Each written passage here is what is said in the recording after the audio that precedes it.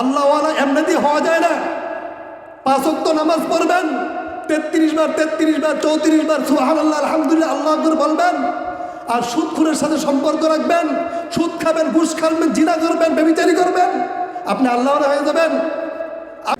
তাদের কারো শরীরের ভিতরে কামড় নাই, মাথার মধ্যে লাল সালু বান্ধা। জিজ্ঞাসা করলাম, কৌতূহল থাকছে এই জন্য যে আপনারা কোথায় যান?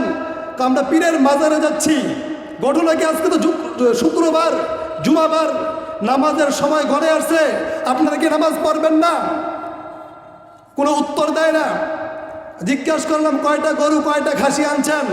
55টা খাসি আর 8টা গরু নিয়ে যাইতেছি পীরের মাজারে।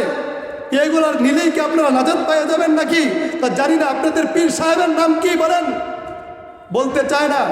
আচ্ছা বলেন তো, এই ধরনের পীর নামে ভণ্ড প্রতারক আমাদের মতো সাধারণ মানুষদেরকে তারা কাছে নিয়ে বিভিন্নভাবে বুঝায় শুধায় তাদের পাগল করে ফেলায়। কথা ঠিক কিনা ভাই?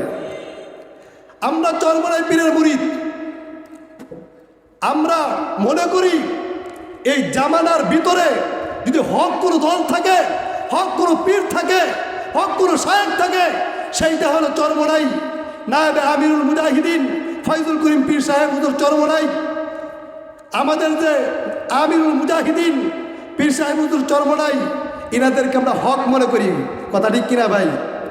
এই জন্যই আমরা শত শত মাইল দূর থেকে যাই সমাবেশের ভিতরে, সমাবেশ শোনার জন্য যাই।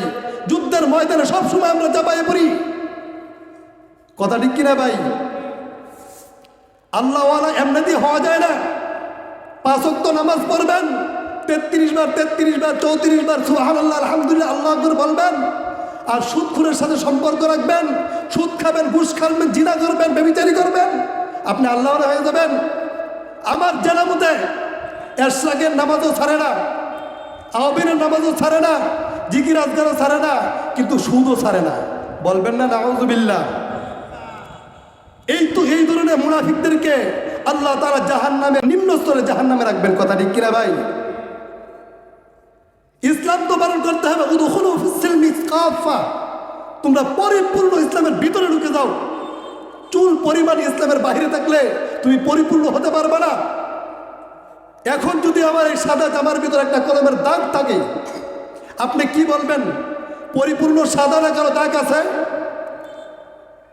কি ভাই, কালো দাগ আছে না? পরিপূর্ণ হয় না। পরিপূর্ণ ইসলামের ভিতরে কে বলছেন দাখিল হওয়ার জন্য? উদখুলু ফিস-সিলমি কাফা, তোমরা পুরোপুরি ইসলামের ভিতরে ঢুকে যাও। আমরা তো পুরোপুরি ইসলামের ভিতরে ঢুকতে পারি নাই। ঘরে বাইরে, চাল চলনে, সিরাতে সুরাতে, কামাইতে খরচে, কথায় বার্তায়, সর্বদিক দিয়ে ইসলামের ভিতরে ঢুকতে হবে।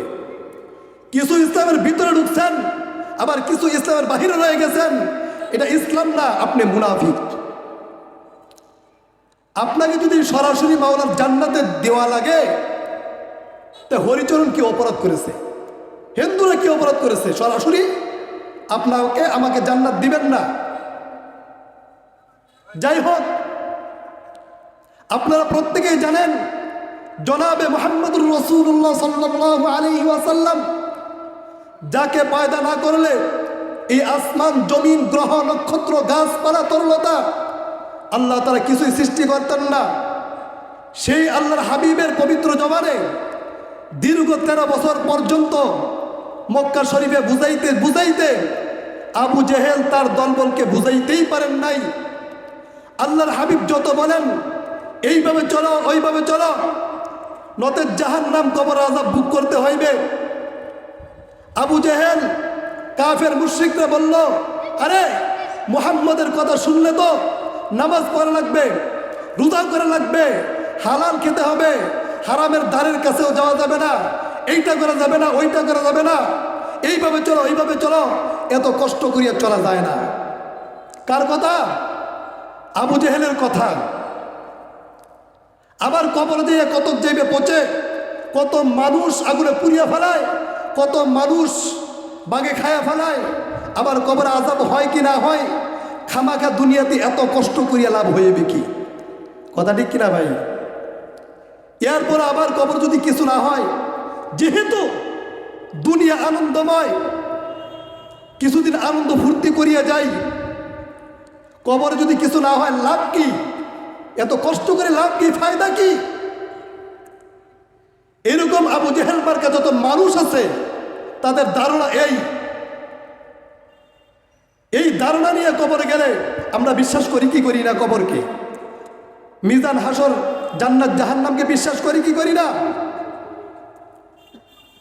এক কাতরা নাপাক পানি দিয়ে যে মাওলায় আপনাকে আমাকে এত সুন্দর করিয়া বানাইলেন, যেই মাওলা একটা সূর্যকে পৃথিবীর চাইতে লক্ষ লক্ষ গুণ বড় বানাইলেন, আপনার আমার চোখের অন্তর আড়ালে নিয়ে আবার পরদিন ঘুরে আপনার আমার চোখের সামনে আনতে পারেন, সেই মাওলা আপনাকে শিশুর আকারে তৈরি করে যুবক বানাইয়া আবার আপনাকে আস্তে করিয়া তুলিয়া নিয়া আবার কি কিয়ামতের ময়দানে আমাদেরকে হাজির করবেন কি করবেন না? বিশ্বাস হয় কি হয় না? যেই মাওলা একটা চাঁদকে টুনির মতো করিয়া উঠাইয়া পূর্ণিমা রূপ ধারণ করিয়া আস্তে আস্তে ক্ষয় করিয়া আমাবস্যার রাত্র করিয়া আবার টুনির মতো করিয়া দেখাইতে পারেন, সেই মাওলা আপনাকে আমাকে শিশুর আকারে তৈরি করে, যুবক আকারে তৈরি করে, একই পুকুরের পানি খাওয়াইয়া, একই জমিনের ফসল খাওয়াইয়া আবার দুর্বল বানাইয়া আবার আপনাকে আমাকে কিয়ামতের ময়দানে উঠাইতে পারবেন না ভাই? নিশ্চয়ই পারবেন, এটা আমাদের বিশ্বাস। ও মুসলমান, মনে রাখিও, ওই আবু জেহেলের গোষ্ঠী মেয়েরূপ পুরুষ লোক কিয়ামত পর্যন্ত থাকবে। দেখেন না সারা বিশ্বের ভিতরে আজকে মুসলিমরা কিরকম নির্যাতিত, নিপীড়িত। আজকে দেখেন ফিলিস্তিনের দিকে তাকায়া বেনিয়ামিন নেতানিয়াহু, রক্ত পিপাসু সরকার, রক্তখেকু সরকার। ফিলিস্তিনের এমন কোনো ভূখণ্ড নাই, এমন কোনো শহর নাই, এমন কোনো বন্দর নাই, এমন কোনো গ্রাম নাই যে সেইখানে বোমা নিক্ষেপ করে মসজিদ, মাদ্রাসা, মানুষের বাড়িঘর, অফিস, আদালত, এইভাবে এমন কোনো বিল্ডিং নাই যে দশায় দেয় নাই। ফিলিস্তিনের দেশটাকে একেবারে একটা মাঠ বানিয়ে ফেলাইছে। আমি বলবো বেনিয়ামিন নেতানিয়াহুকে, তুই ফেরাউনের দিকে তাকায় দেখ, নমরুদের দিকে তাকায় দেখ, সাদ্দাদের দিকে তাকায় দেখ।